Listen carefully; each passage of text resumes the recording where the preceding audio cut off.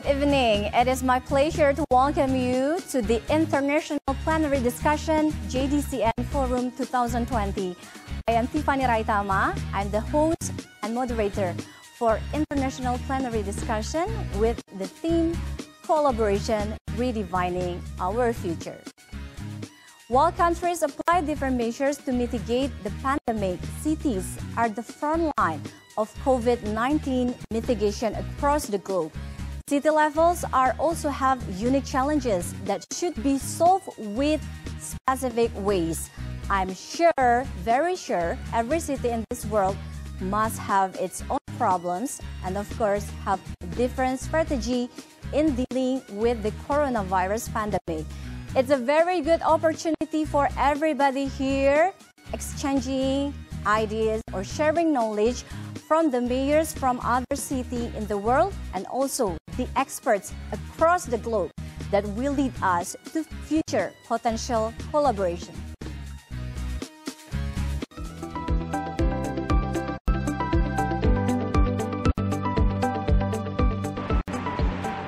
The global pandemic has affected every city in the world. A city seemingly became the front line to prevent the spread of COVID-19 in a country. And of course, every city has different strategies to tackle the pandemic.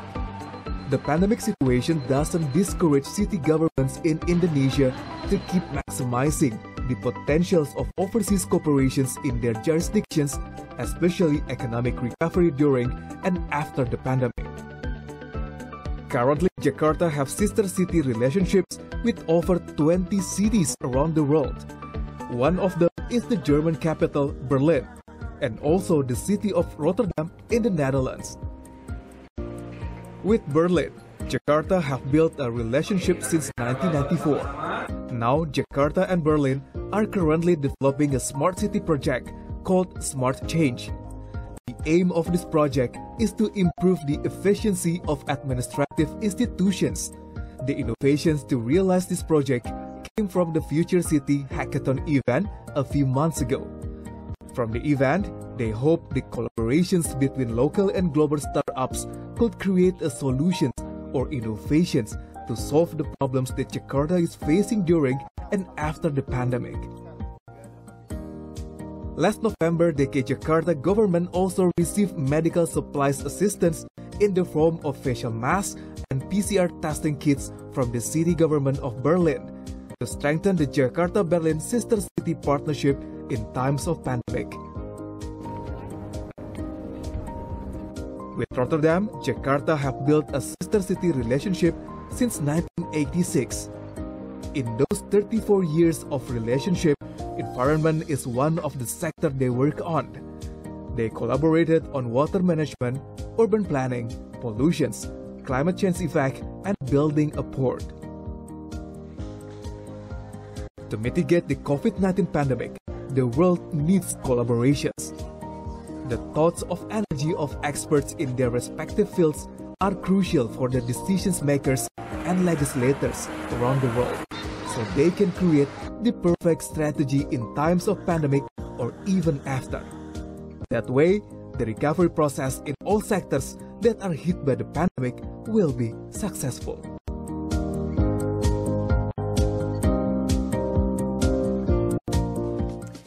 Yes, exactly. We really need a super collaboration across the globe in order to find better mitigation solutions. So this discussion about how cities collaborate and overcome the pandemic, it's a very special discussion, very special session, because our chairman, Mr. Anies Rashid Baswedan, will join us. So please welcome Mr. Anies Rashid Baswedan.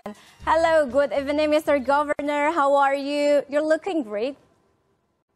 Alhamdulillah, doing well, improving. Inshallah, recovered very soon.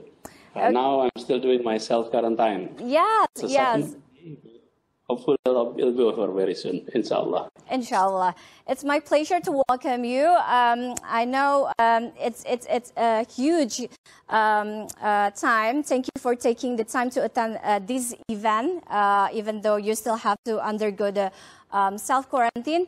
I will be back to you after I introduce our next speaker. Thank you, Mr. Governor. Okay, and I also would like to introduce the other speakers of this session. First of all, representing government, our beloved friends from Jakarta's sister city, Mr. Michael Mueller, the governing mayor of Berlin, Germany. Hello, thank you for joining us, Mr. Mueller.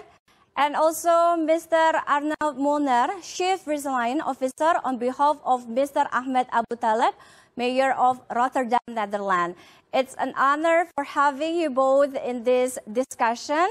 And the mitigation of COVID-19 need multidisciplinary perspectives and also understanding for policymakers to implement the most effective measures. So in order to achieve that, the world needs the recommendation and also opinion from all the experts, starting from health, urbanism, technology, and also business. And these are the experts in their respective fields. Representing health sector, Senior Vice President, Environmental Health of Vital Strategies, Mr. Daniel Kass. Representing urbanism sector, Executive Director of CLC Singapore, Mr. Hugh Lim. Thank you for joining us. Representing economy sector, President and CEO of U.S. Asian Business Council, Mr. Alexander Feldman. Hello, good evening. Representing business sector, Country Director of Asian Development Bank, ADB Indonesia Resident Mission, Mr. Winfried F. Wicklin. Thank you for joining us. And last but not least, representing technology sector, Director of MIT Sensible City Lab, Professor Carlo Ratti. Thank you to all speakers and experts join us. And I would like to remind you that during the discussion, all the participants in Zoom can write down the question on the chat room box. And for you who's joined and channel YouTube CNN Indonesia, you also can text the question in the comment column. Hopefully, all of you and your questions can be answered by the speakers. Before we start the discussion, as the chairman of the session, let us hear the Governor of Jakarta, Mr. Anies Rashid Baswedan's exposure and explanation of how the city of Jakarta handled the COVID-19 pandemic. Mr. Governor, time is yours. Wabarakatuh. Good evening, everyone in Indonesia, and good afternoon for our friends in Europe. Good morning in the United States. First of all, allow me to express my appreciations to Mayor Mueller. Thank you for participating on this conference, as well as Mr. Molenar on behalf of the city of Rotterdam. I'd like to acknowledge also our speakers. First, Alex Feldman, Hugh Lim, Winfried Wicklin, and also Professor Carlo Ratti and Daniel Kass. To all of you, on behalf of the city of Jakarta, I'm expressing my appreciations for your time and for your willingness to share thought, experience with all of us. Now, with regard to the challenge that we all are facing, yes, indeed, Jakarta, as many other cities across the globe, is embarking on a journey that it has never experienced before. We are facing a challenge that for many decades we never thought that we would be facing this kind of situations. But before I go on to how we tackle this challenge, allow me to share a little bit about our approach that we had developed starting 3 years ago, and the approach that have given us an opportunity to tackle this pandemic in a different way. 3 years ago, we launched a project. It's called City 4.0. And the City 4.0 is a transformation program in which we are transforming the way our city operates. If I may slide with you.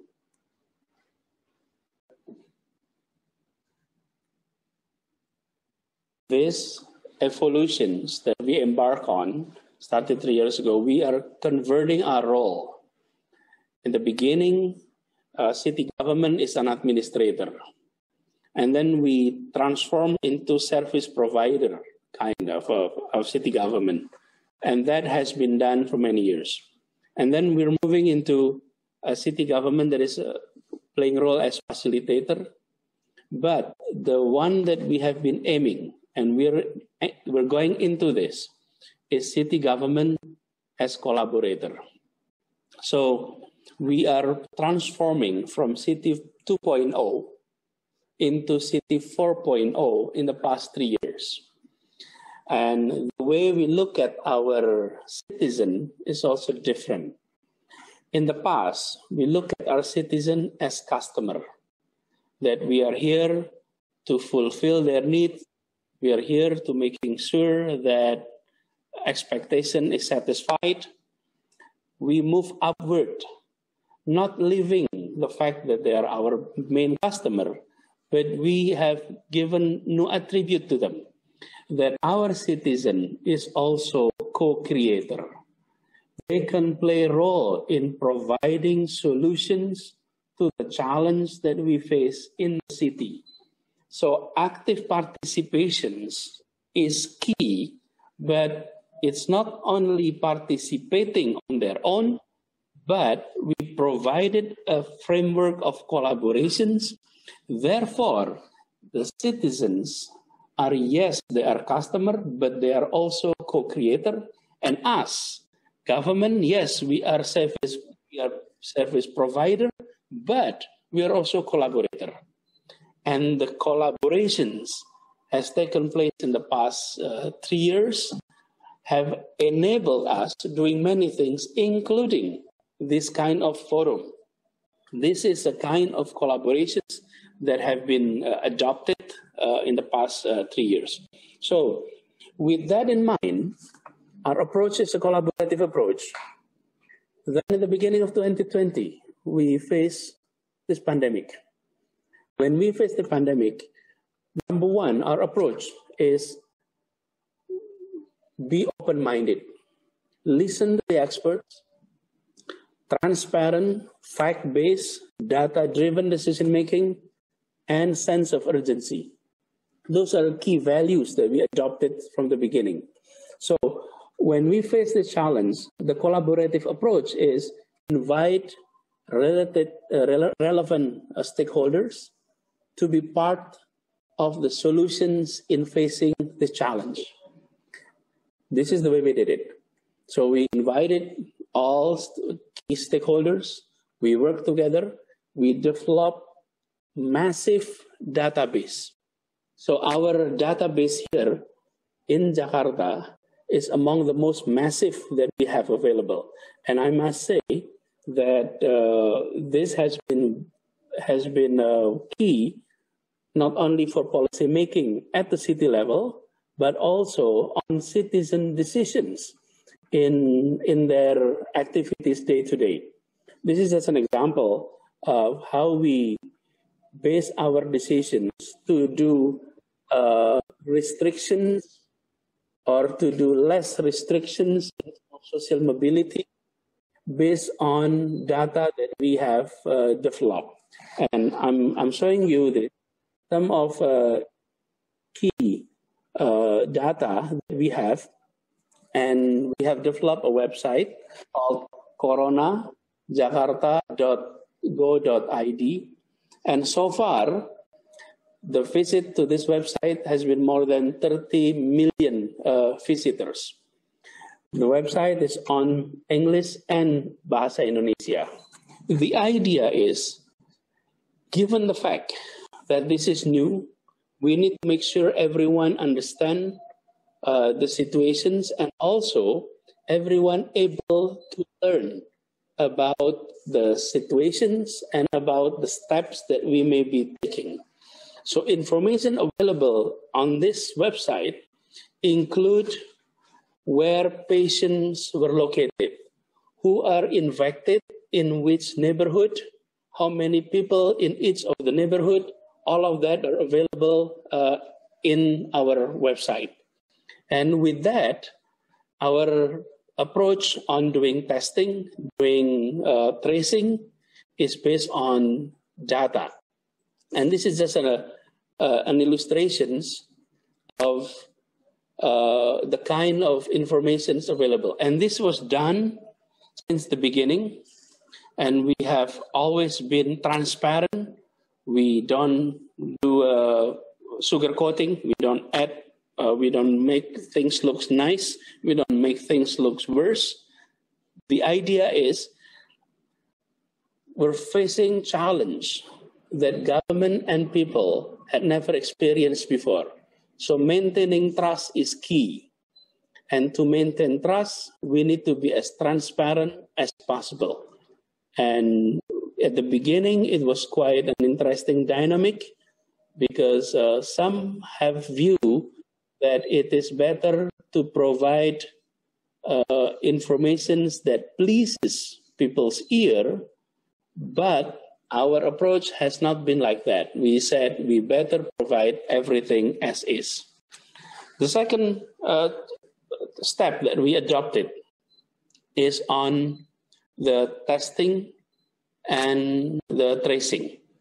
So what happened is, I think many cities is experiencing like us too.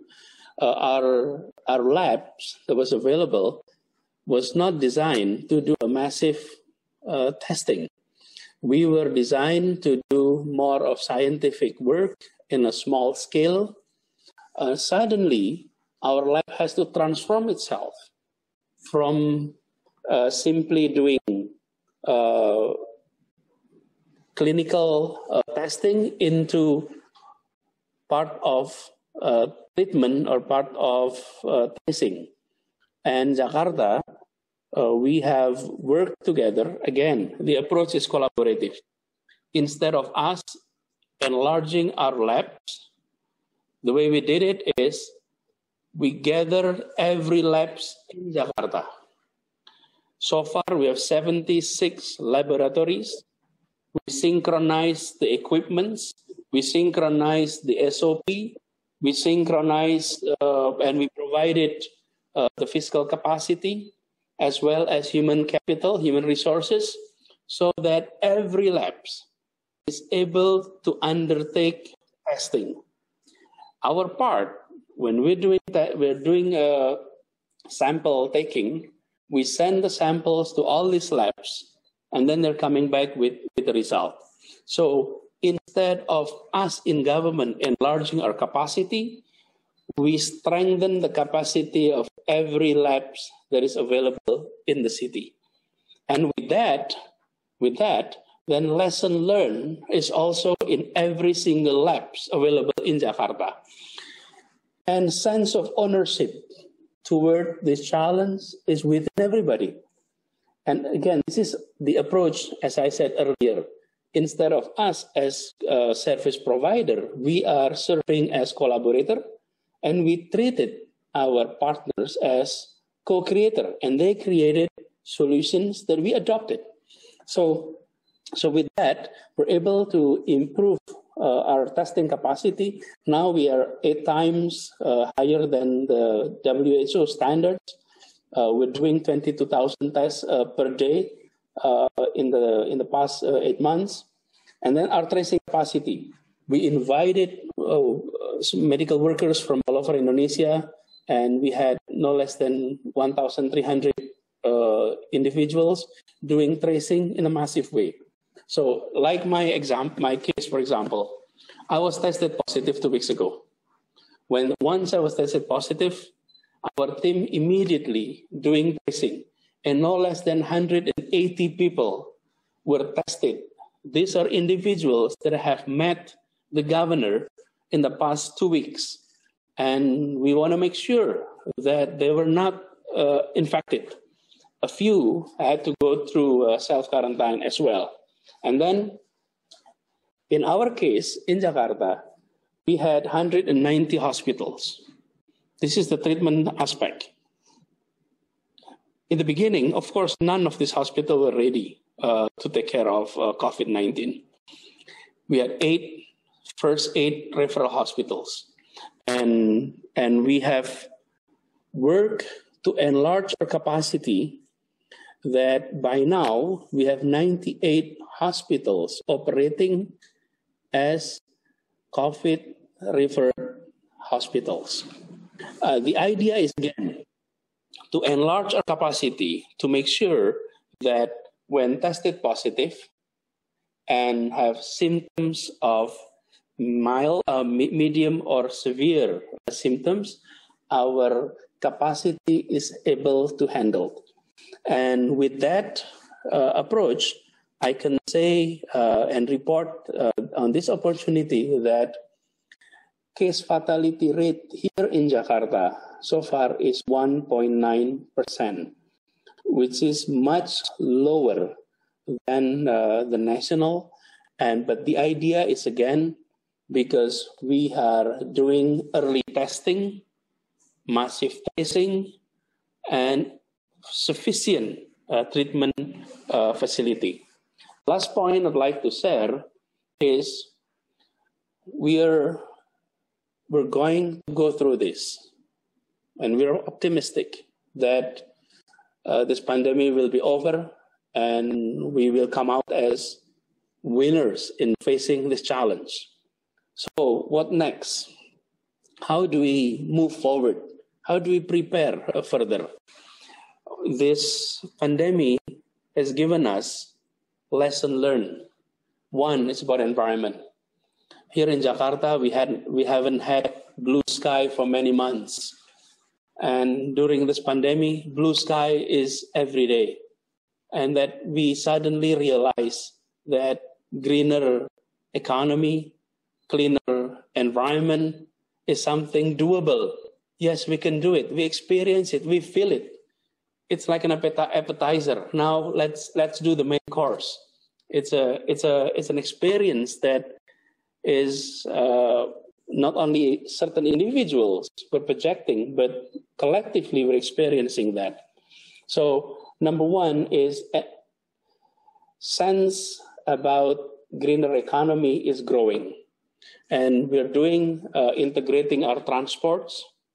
And when we said integrating our transports, it means all modes of transportations from railways, BRT to micro bus is now integrated, and that we are also developing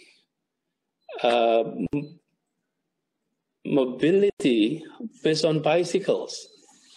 You know, in the past, we look at cities in Europe and said, yeah, the weather there permits people to ride bicycles.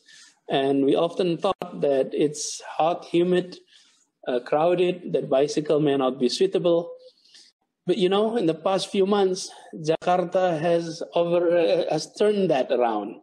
And now this is a city where people bikes, people cycling every day. And in the downtown area, the number of cyclists has increased 10 times, which is very significant numbers.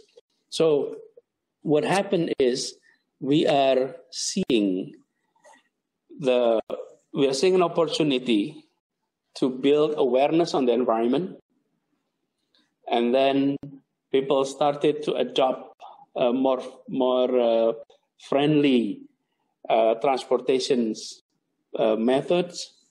And then on the other hand, we are also seeing willingness of the public to use an integrated public transports.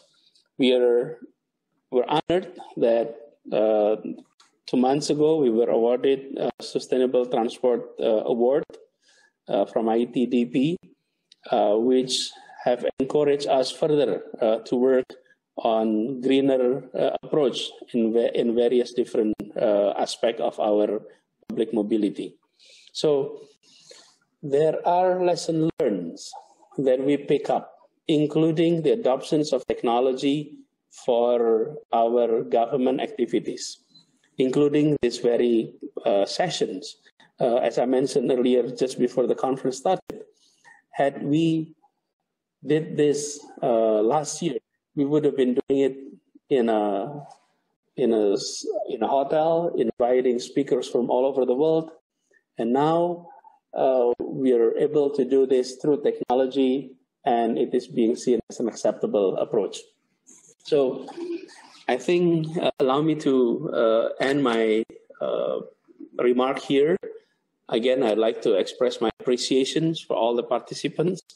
Hopefully we can have a mutual learning opportunity this evening, and we do look forward for further collaborations. Thank you for your attention. Assalamualaikum warahmatullahi wabarakatuh. Thank you, Mr. Governor, for the welcome remarks and inspiring explanation. So maybe after recovering and after pandemic, Mr. Governor will take all the participants around the city, around the Jakarta by the bicycle. Because you mentioned, Mr. Anies, you mentioned ITDP. The representatives of ITDP is here, and I think she's glad to hear your remarks. Thank you, Mr. Governor, for the welcome remarks and your inspiring explanation. Okay, next we go to our next speaker. Now let us hear it from Mr. Michael Müller, the governing mayor of Berlin, Germany. As we know, Jakarta and Berlin are sister cities for more than 25 years, but I'm very sure there are differences in culture and habits that make the approach to its citizens different in terms of dealing with the pandemic. So maybe, Mr. Müller, maybe you can tell us, you can share to us what strategy that Berlin applied to handling this pandemic situation.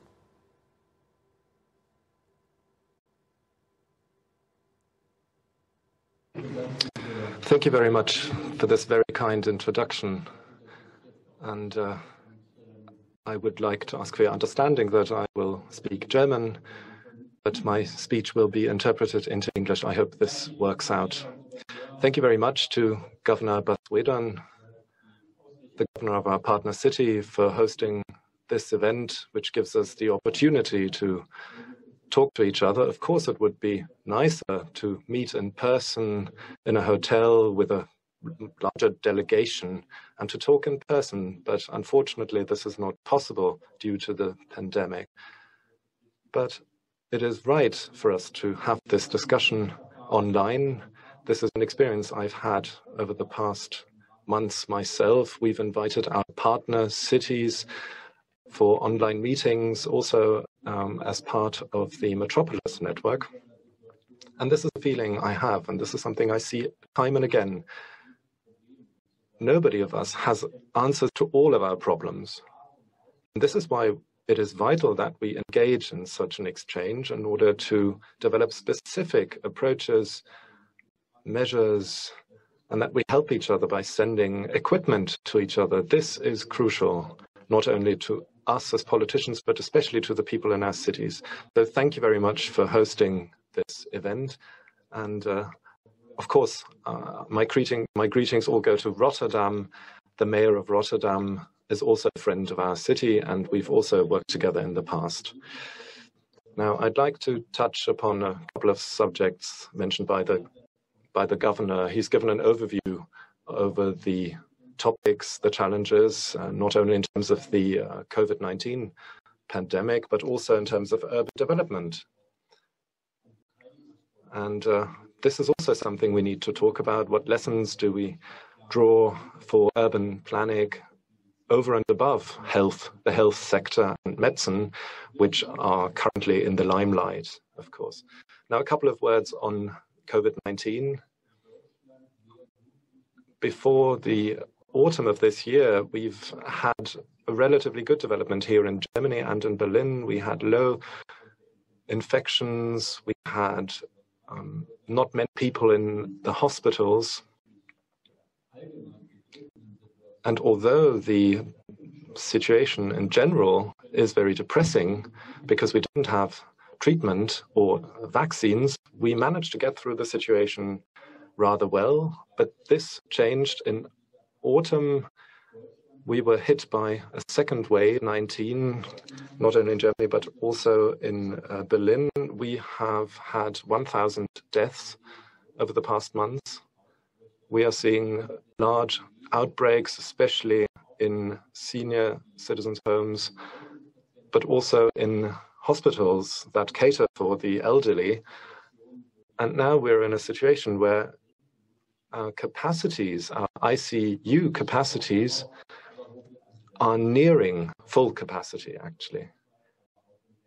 And this is true not only for Berlin, but for the whole of Germany. So we're entering a critical phase.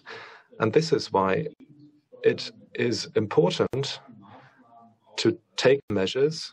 We have had to take rather drastic steps that are not familiar to the German people. In some regions of Germany, there have been bans issued on New Year's Eve celebrations, and even curfews introduced and travel bans, which we also see in other countries. We are seeing a much stricter testing strategy in all sensitive areas. Our education system has basically come to a standstill. Many children have to learn from home. These are very drastic restrictions that people have to accept. And that is why it has been very important to win people over. Because in Europe, we could only go or choose this path if we win the acceptance, if we can convince many people to accept such restrictions, because we cannot obviously monitor people and introduce surveillance in their homes, in their private homes. We have very strict data protection policies here in Germany. People are basically independent and free in their personal lives. There are very, very few exceptions permitted to this general ban on monitoring people in their private homes. So this is why we need to appeal to people's sense of responsibility. And that is why we had to strike partnerships, especially with civil society actors, with volunteers. Just to give you a figure, in Berlin, we have a population of around about 4 million and 1.2 million residents, which corresponds to round about a third of our population, is involved in voluntary work, irrespective of the coronavirus perspective, involved in neighborhood work, in sports associations, in integration courses, in schools, in education, more than 1 million of our residents. And this is why it is important to us not only to win these people over as partners, but to activate them over and above their responsibilities, to encourage them to take on even more work or to convince other people to get involved. For instance, we needed extra support in neighborhood support. We communicated to elderly people that they shouldn't leave their homes so that they would avoid infection. And this is why we had to give support to these elderly people through neighborhood support network. We had to check whether they need medical support, whether they need medication, for instance. Another case in point is sports associations. I already told you that children were not allowed to go to school, but children actually need physical exercise. We mustn't lose sight of the social aspects of our restrictions, of our measures. Of course, it's easy to issue a lockdown, but we always have to think about the social consequences. So we have to offer people alternative activities if we ban them from going to school. Of course, we have to tell them you have to observe the rules, you have to observe social distancing, you have to wear masks. And this work is mediated by voluntary workers, by civil society. We wanted to support our voluntary workers. On a political level, we have created platforms, especially training platforms, where voluntary workers could get information on where they could obtain support, where the infrastructure is located, who can I contact to get information on medical support, what's the situation on playgrounds, on sports facilities, when can I train? So very practical, hands-on information for our voluntary workers who do a great service for society. Now, of course, financial aspects were also important in terms of their civic action. Just to give you an example, of course, there are people who are suffering financially and who are not well off. For instance, people without fixed homes. And they need our social support. Now, our homeless are also supported by voluntary workers.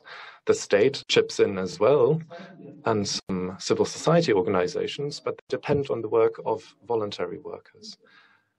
Then, on the economic level, many companies have seen losses to their revenue. Now, if we don't support the poorest in our society, and if we don't support the voluntary workers, then the poorest in society will suffer even more.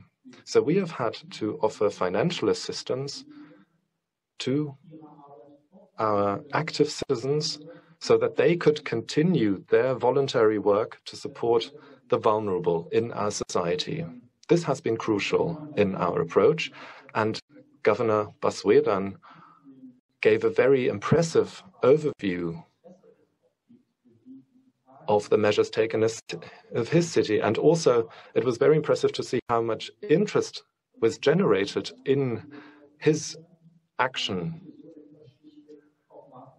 And it basically also boils down to marketing. You need to portray, you need to promote your actions in a good light so that you can motivate and encourage people to get involved.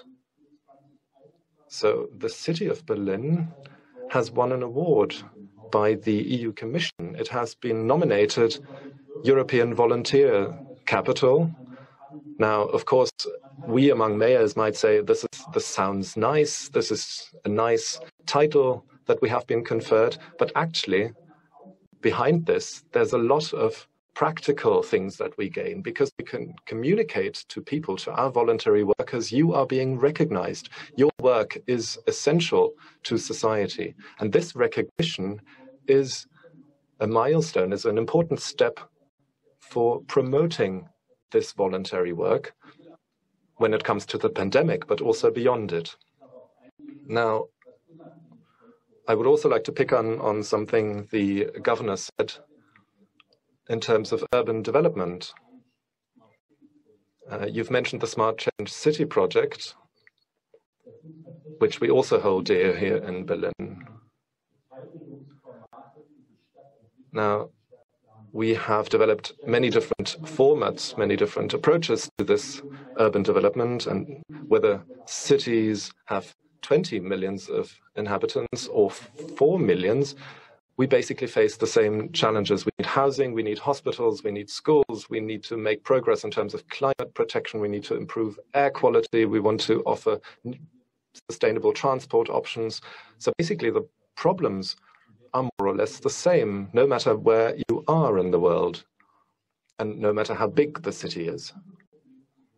And in order to face up to these issues, we need an active dialogue with civil society, with our residents, and we need real participation for and by the people. When I entered politics, we thought that active involvement would boil down to information, to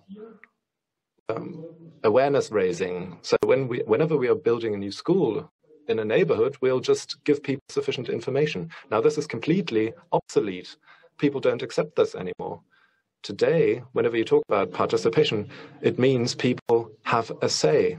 Whenever you want to build a new school in a neighborhood and you need transport links, you need to give them the information well in advance so that people are heard, their voices heard in the actual decision process. They want to know what the school is going to look like, what transport we are going to have.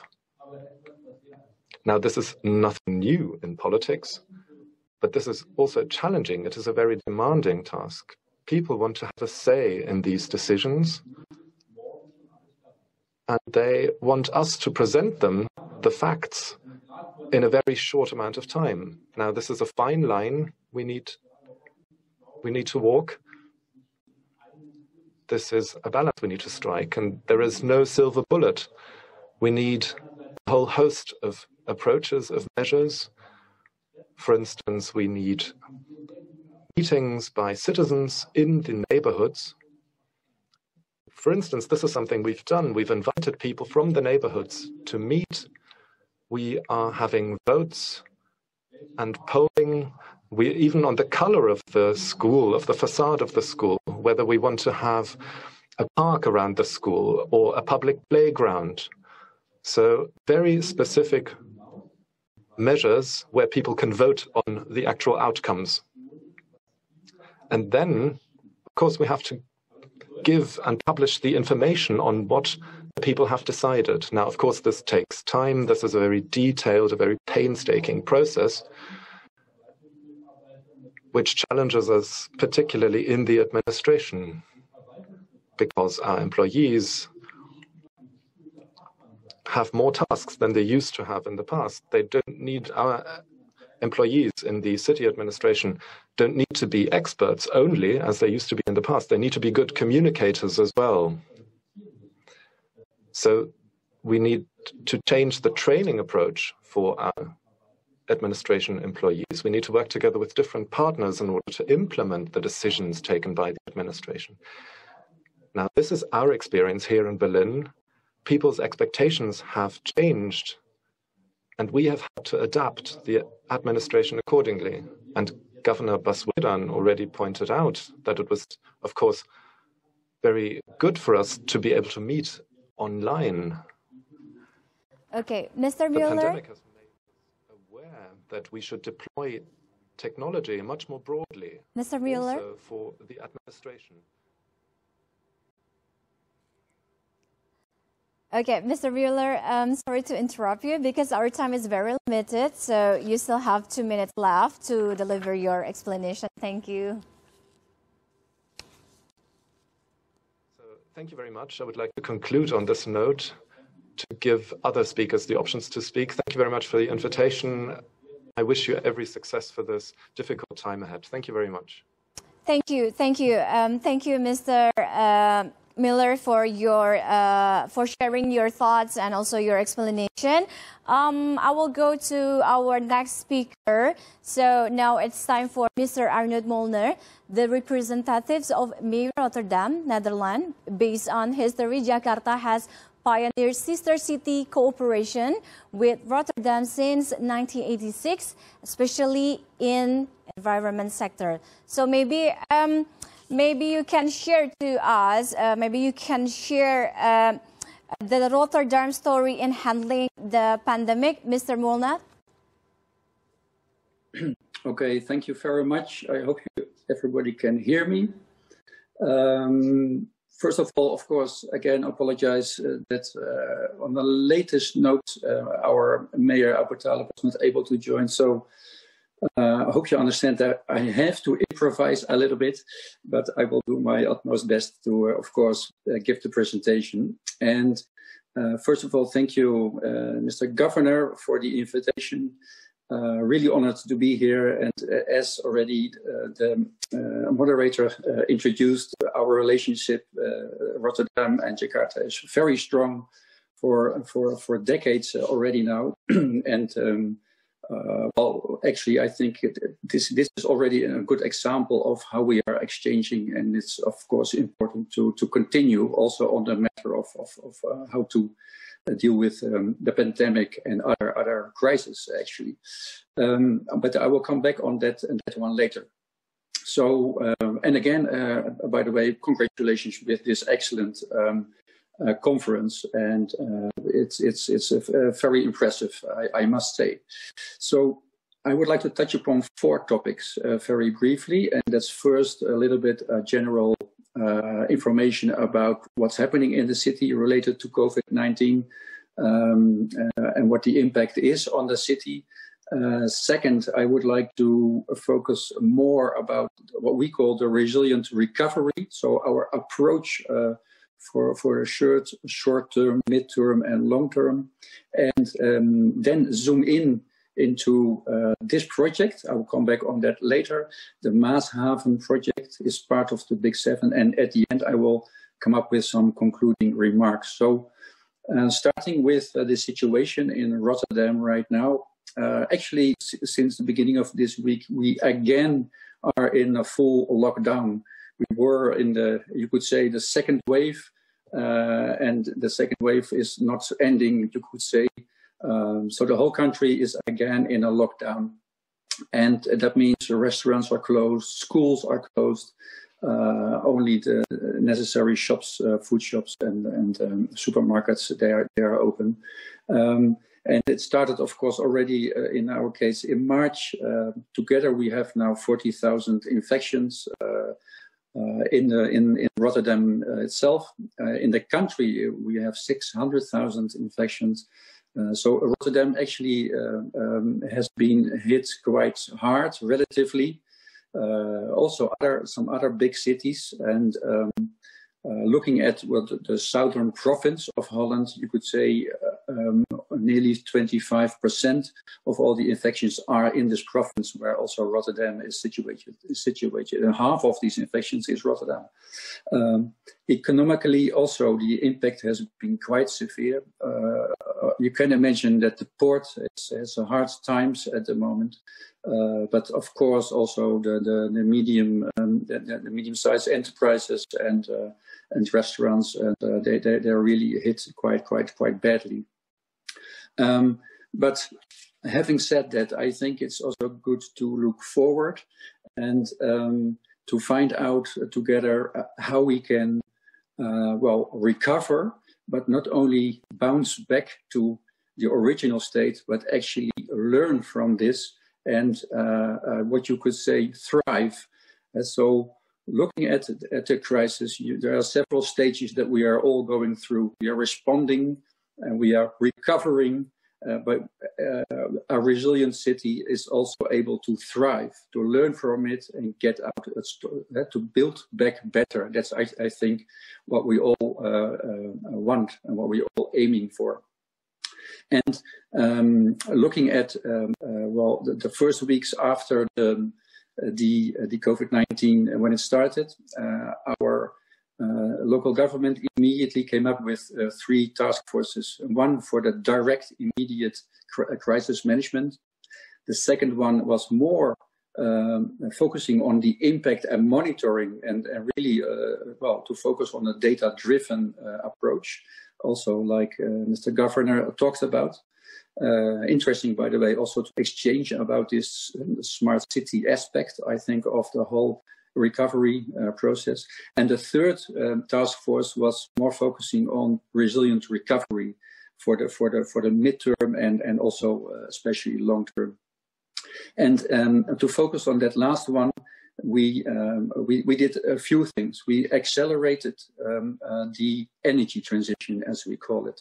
And so, like a lot of other countries and cities, we are facing the transition towards a more